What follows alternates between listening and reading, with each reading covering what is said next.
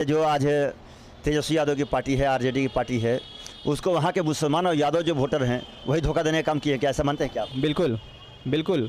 उन्होंने कहा था कि वक्फ बोर्ड हम जैसे ही सीएम बनते हैं तो वक्फ बोर्ड का बिल जो होता है वो मैं फाड़ दूंगा। जेएमएम के वहाँ सीट नहीं देना बिहार में, इससे हार का भी कारण हो सकता है क्या उसका, महागठबंधन का? वो बहुत बड़ा हार का एक पॉइंट है। वो जेएमएम को अपनी टीम से हटा देना, ठीक है, बहुत बड़ा ही नेगेटिव पॉइंट था वो। अगर वहाँ पे जेएमएम वहाँ पे रहती है गठबंधन में तो सिंपल से है, कल्पना सोरेन वहाँ पूरा जी जान लगा देती, ठीक है। तो वहाँ फिर कोई ना कोई जरूर परिणाम, वहाँ पे कुछ ना कुछ उलट फिर जरूर, कुछ नहीं कर सकते हैं। तो बहुत सारे नेगेटिव पॉइंट हो सकता है सुमित, हम लोग को जो ये देखने को मिला है कि बिहार में था कि जमीन दो और नौकरी लो, लालू जी के शासनकाल जब आया था उस समय। वही चीज़ बोल रहा हूँ कि जब लालू यादव जब थे वहाँ पे तो उनका यही था, आप पढ़े लिखे नहीं हो, ठीक है, लेकिन आपको नौकरी चाहिए, सरकारी नौकरी, आपका ज़मीन कितना है, आप पेपर दे दीजिए, आपको नौकरी मिल जाएगा। रेलवे में चाहिए, मिल गया रेलवे। भैया खाली पेपर आप दीजिए, ज़मीन का पेपर दीजिए, नौकरी लीजिए। आप पढ़े लिखे अंगूठा छापे के साइन करते हैं, क्या करते हैं उससे मतलब। क्या लगता है कि अगला जो शिक्षा मंत्री हमारे होंगे सोमेश सोरेन होंगे? सोमेश सोरेन होने चाहिए। अब बनने के बाद ही पता चलेगा किसका नाम आता है लिस्ट में। न्यूज़ एक्सप्रेस भारत से हर खबर पर पहली नजर। बिहार विधानसभा चुनाव की बात हो या झारखंड में घाटशिला विधानसभा चुनाव की बात हो, तो कहते हैं कि बिहार में नीतीश ही बाहर है, फिर से बार नीतीश कुमार पर, यानी कि एनडीए गठबंधन पर वहाँ की मतदाताओं ने एक विश्वास जताने का काम किया है और फिर से नीतीश कुमार के हाथ में बागडोर सौंपने का काम किया है। अब चूँकि बता दें, सबसे कम उम्र की विधायक मैथिली ठाकुर जो है वो जीत गई हैं चुनाव, और इस तरह से कहते हैं कि खेसारी लाल यादव जो है वो छपरा चुनाव हार गए हैं। सिवान की बात कर लें तो वहाँ से मंगल पांडे चुनाव जीत गए हैं, भारतीय जनता पार्टी की जीत गए हैं। जैसे हम बता दें आपको कि अनंत सिंह फिर वो चुनाव वहाँ से जीत गए हैं।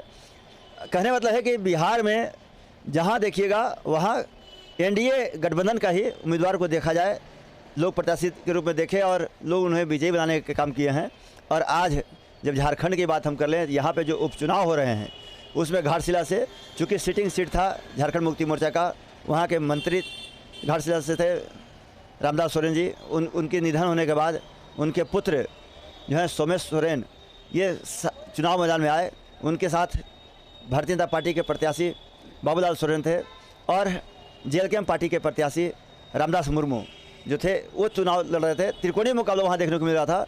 लेकिन अब कहते हैं कि बाबूलाल मरांडी झारखंड के मुख्यमंत्री रहे, चंपई सोरेन झारखंड के मुख्यमंत्री रहे, और मधु कोड़ा की बात कर लें कि वो भी यहाँ के मुख्यमंत्री रहे, रघुवर दास की बात कर लें वो भी यहाँ मुख्यमंत्री थे। रघुवर दास ने रोड शो भी किया, खूब पसीना बहाए रघुवर दास जी, बाबूलाल मरांडी जी बहाए। वहाँ बता दें आपको चंपई सोरेन खुद लगे रहे। तीन मुख्यमंत्री जब कमान संभाले एक विधानसभा उपचुनाव के लिए घाटशिला में, वहाँ से एक अपने कैंडिडेट को लोग नहीं निकाल पाए। तो क्या लगता है भारतीय जनता पार्टी का जनाधार झारखंड में धीरे धीरे कम होते जा रहा है क्या आपके नजर? नहीं, वैसा बात नहीं है। देखिए यहाँ पे जेएमएम की सरकार, जेएमएम की पार्टी वहाँ पे खड़े हुई थी और उसके बाद एक जेकेएलएम, ठीक है, जो पार्टी वहाँ जो खड़े, हाँ, जयराम महतो का, तो वोट काटने का जो काम किया है जयराम महतो ने काटा है वोट, ठीक है, बीजेपी का। और अगर वो महतो जी नहीं रहते तो बीजेपी का जब श्योर था वो जीत के निकल जाता, वन साइडेड निकलते।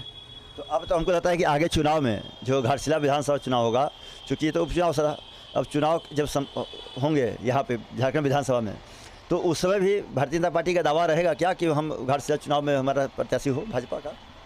देखिए रहना तो चाहिए, सबको उम्मीद रहता है कि भाई मेरा जहाँ बेटा रहे वहाँ कुछ ना कुछ होना चाहिए और वहाँ से वो आगे बढ़ के निकले। तो हर पार्टी का यही उद्देश्य रहता है कि जहाँ से मेरा उम्मीदवार खड़ा हो वहाँ से वो जीतना चाहिए, चाहे उसके लिए पूरा एड़ी चोटी लगा देता है। लेकिन अब आने वाला समय ही बताएगा, ठीक है। और जहाँ तक बात है कि झारखंड का, तो झारखंड में तो बीजेपी आने वाली है अगली बार, जहाँ तक मुझे लग रहा है, ठीक है, जहाँ तक जो रुझान समझ में आ रहा है। क्या समझ में आ रहा है सुमित, जब एक सीट आप उपचुनाव नहीं निकाल पा रहे हो, तीन मुख्यमंत्री यहाँ रह चुके हैं, वो लोग का पसीना पानी जो है बेकार चला गया, और कह रहे हैं कि जेएलकेएम पार्टी जो है जयराम महतो उनको पानी चढ़ाने का काम कर रहा है, धूल चढ़ाने का काम कर रहा है पीछे। और साथ ही साथ हम बता दें आपको कि जब हम लोग चर्चा कर रहे हैं वहीं घाटशिला पर, तो घाटशिला में चूँकि जेएमएम का वहाँ गढ़ माना जा रहा है और वहाँ से चूँकि उनके पिता विधायक रहे और वहाँ शिक्षा मंत्री राज्य के रहे, और राज्य के शिक्षा मंत्री होने आते उनको, उनके बेटा को सिंपैथी वोट वहाँ मिला है, इसमें कोई दो मत नहीं है। और अब जो है चूँकि हेमंत सोरेन और कल्पना सोरेन जिस तरह के बागडोर संभाला अपना चुनाव में मैदान में जा कर के, और रोड शो किया हेमंत सोरेन ने और कल्पना सोरेन जिस तरह किया, मेहनत किया, तो दोनों तरफ से कहें कि एनडीए प्रत्याशी और इंडिया गठबंधन प्रत्याशी ने खूब पसीना बहाया, लेकिन परिणाम जेएमएम के पक्ष में गया। तो अब क्या लगता है कि अगला जो शिक्षा मंत्री हमारे होंगे सोमेश सोरेन होंगे? सोमेश सोरेन होने चाहिए। अब बनने के बाद ही पता चलेगा किसका नाम आता है लिस्ट में। और यहाँ तक है कि कल्पना सोरेन ने जो अपने टीम के लिए जो काम किया है ना, वो बहुत अच्छा काम किया है। चाहे वो झारखंड विधानसभा का बात हो, चाहे कहीं का भी देख लीजिए। जेएमएम अगर टिक रहा है, ऊपर चल रहा है, ठीक है, अगर चल रही है किसी तरह से भी, तो कल्पना सोरेन का बहुत बड़ा हाथ है। तो आपको नहीं लगता है कि बिहार विधानसभा में अगर महागठबंधन झारखंड मुक्ति मोर्चा को सीट दे देता, तो आज जो तेजस्वी यादव के चेहरा पर, माथे पर जो चमेली का तेल थोपा रहा होगा और ठंडा पानी जो दिया जा रहा होगा, और कांग्रेस के जो राहुल गांधी जो वहाँ हैं, अखिलेश यादव जी जो आए सपा से, तो ये लोग जो आकर के प्रचार प्रसार किए खूब कि भैया तेजस्वी यादव के नेतृत्व में बिहार में विकास होगा, उनको चुनाव मैदान में हम लोग उतारे हैं, मुख्यमंत्री के उम्मीदवार के रूप में उतारे हैं। तो क्या लगता है कि ये जेएमएम के वहाँ सीट नहीं देना बिहार में, इससे हार का भी कारण हो सकता है क्या उसका, महागठबंधन का? वो बहुत बड़ा हार का एक पॉइंट है। वो जेएमएम को अपनी टीम से हटा देना, ठीक है, बहुत बड़ा ही नेगेटिव पॉइंट था वो। अगर वहाँ पे जेएमएम वहाँ पे रहती है गठबंधन में, तो सिंपल से है कल्पना सोरेन वहाँ पूरी जी जान लगा देती, ठीक है। तो वहाँ फिर कोई ना कोई जरूर परिणाम, वहाँ पे कुछ ना कुछ उलटफेर जरूर हो जाता। लेकिन यहाँ पे जेएमएम को हटाने का ना बहुत बड़ा परिणाम भुगतना पड़ रहा था तेजस्वी यादव को आज। और यहाँ तो देखे थे कि झारखंड के मंत्री संजय सिंह यादव जी जो हैं, वो जा कर के बिहार में मतदान कर रहे हैं और फोटो वायरल कर रहे हैं। तो इसका भी असर पड़ा है क्या बिहार में? बिल्कुल हो सकता है, क्योंकि भाई वो रहने वाले तो बिहार के ही थे, ठीक है। उनका वोटर आईडी कार्ड सिंपल सा वहाँ का बना होगा, वेरिफिकेशन हुआ होगा, उसके बाद ही जाकर को अपना मतदान किया है। तो सिंपल सा है कि अब उनको देख करके वहाँ के युवा लोग को जो जोश आ गया कि भाई अब हम जब हमारे नेता जब दे सकते हैं तो हम काहे नहीं दे सकते हैं। तो उसके हिसाब से फिर वो अपने आगे बढ़ा होगा, और उसी का देख के लग करके इसका परिणाम लग रहा है कि एक तरफा ये वोट ये एनडीए ले गया। क्या लगता है सुमित, जो आज तेजस्वी यादव की पार्टी है, आरजेडी की पार्टी है, उसको वहाँ के मुसलमान और यादव जो वोटर हैं वही धोखा देने का काम किए, क्या ऐसा मानते हैं क्या आप? बिल्कुल उन्होंने कहा था कि वक्फ हम जैसे ही सीएम बनते हैं तो वक्फ का बिल जो होता है वो मैं फाड़ दूंगा, ठीक है। वो उन्होंने स्टेज में चढ़ करके चिल्ला करके बोला था, और वो उसको वीडियो वायरल हुआ था पूरी तरह से, जहाँ पे जो कि वो गलत था, वो डिसीज़न वो बोलना नहीं चाहिए था, ठीक है। अगर वो करते भी तो नहीं बोलना चाहिए था, लेकिन वो बोल करके उन्होंने बहुत बड़ा गलती किया। लेकिन वहाँ के बिहार की जनता जान रही थी कि अगर 10 साल पहले 20 साल पहले जो लालू यादव का जो राज था वहाँ पे किस तरह का था, तो वहीं फिर आ जाएगा वापस घूम करके। तो उस समय तो भैया गुंडागर्दी का था ना, अभी तो पूरा मुस्लिम समुदाय का बढ़ जाएगा तो फिर वहाँ रोकेंगे कैसे उसको? पार्टी उसकी है, सरकार उसकी है, सब कुछ उसकी है, तो आप करेंगे क्या? आप कुछ नहीं कर सकते हैं। तो बहुत सारे नेगेटिव पॉइंट हो सकता है सुमित, हम लोग को जो ये देखने को मिला है कि बिहार में था कि ज़मीन दो और नौकरी लो, लालू जी के शासनकाल जब आया था उस समय। वही चीज़ बोल रहा हूँ कि जब लालू यादव जब थे वहाँ पे तो उनका यही था, आप पढ़े लिखे नहीं हो, ठीक है, लेकिन आपको नौकरी चाहिए, सरकारी नौकरी। आपका ज़मीन कितना है, आप पेपर दे दीजिए, आपको नौकरी मिल जाएगा। रेलवे में चाहिए, मिल गया रेलवे। भैया खाली पेपर आप दीजिए, ज़मीन का पेपर दीजिए, नौकरी लीजिए। आप पढ़े लिखे अंगूठा छाप पे के साइन करते हैं, क्या करते हैं, उससे मतलब नहीं है आपको। वो हाल था पहले। तो उसी चीज़ को देखते हुए जनता ने समझ लिया है कि अब चुनाव होगा, अब बदलाव होगा पूरा, अब पूरी तरह से बदल ही दिया है। अब तो आने वाला साल मुझे लगता है कि अगली बार जो चुनाव होने वाला होगा अभी, तो हमको नहीं लगता है कि खाता भी खुलेगा आरजेडी का। ऐसा अनुमान लग रहा है आपको क्या? बिल्कुल। क्या ये नीतीश जी के और मोदी जी के लहर में जो पवन सिंह ने गाना गाया था कि अब की में नीतीश और मोदी के जोड़िया जो है निहाल करेगा और निहाल किया भी। आज देख लीजिए कांग्रेस को कहाँ पे सीट भी नहीं मिल पाई है, मुश्किल से 1 या 2 सीट मिला है, ठीक है। और मतलब एक तरह से जाएगा तो पूरा कहानी खत्म हो गया है, बिहार से कांग्रेस हमेशा के लिए खत्म हो गया वो, ठीक है। अब आरजेडी का भी है, तो आरजेडी भी ज़्यादा दिन का कुछ है नहीं मेहमान, वो भी और धीरे धीरे स्तर कहाँ था, ऊपर था, नीचे उसका वो नीचे स्तर गिरता जा रहा है। और फिर आने वाला चुनाव जब होगा तो हमको लगता है कि उसका भी कहानी खत्म हो जाएगा।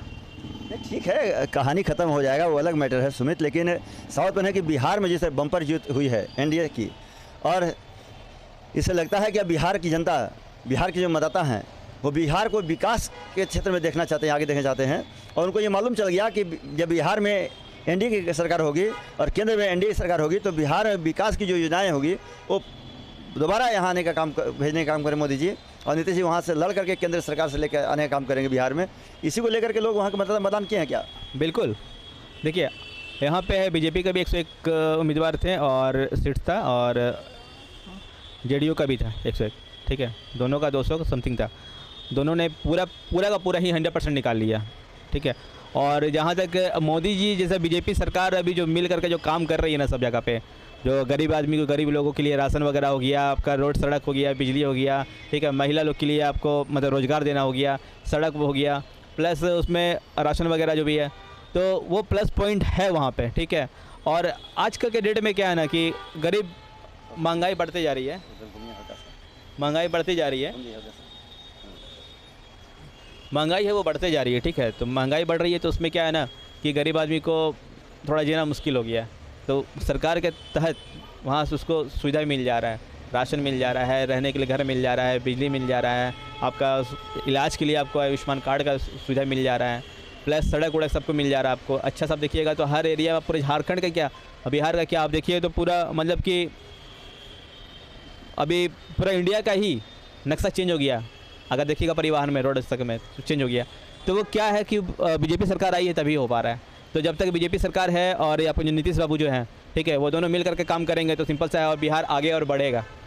क्योंकि खेसारी लाल यादव जो चुनाव लड़ रहे थे और बार बार कह रहे थे कि अब की में नेता हमारा जो है तेजस्वी यादव होंगे, तो उनके वो तो खुद हार गए, उनके नेता भी हार गए। इस पर क्या लेंगे प्रतिक्रिया आप? देखिए इसमें बहुत बड़ा रोल है तो तेजस्वी यादव का ही रोल है, क्योंकि पूरे टीम को, ठीक है, आरजेडी को मतलब वही लीड कर रहे थे। और अब उनके छोटे जो बड़े जो भाई थे, वो बड़े भाई भी जो अपने उसको छोड़ करके चले गए, वो अपने नया टीम बना ली। तो इस पर क्या है कि अब नया जो खेसारी लाल को अब उसको ले लिए, ठीक है। अब ये चल गए थे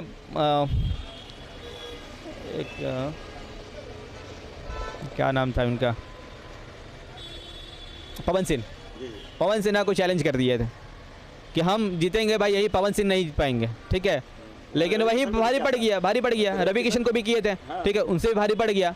वहाँ पब्लिक देख रही है, ठीक है। अब प्लस जो उसका जो पब्लिसिटी जो था, आप सिंगर हैं, आप डांस करते हो, ठीक है, सिंगर है, गाना गाते हैं, डांस करते हैं, सब प्रोग्राम कर रहे हैं आप, हर फिल्म कर रहे हैं आप, लेकिन पब्लिसिटी किसका ज़्यादा है? तो उसी के चक्कर में आज चले गए। चलिए, तो कहने बताइए हमारे सहयोगी सुमित हैं, इन्होंने साफ कहना है कि बिहार में अगर मतदाता किए हैं तो बिहार को विकास के क्षेत्र में आगे जाने के लिए किए हैं, और उसी का परिणाम है कि आज 204, 208 सुबोध कुमार पाठक अपने सहयोगी सुमित कुमार के साथ न्यूज़ भारत 7 रांची।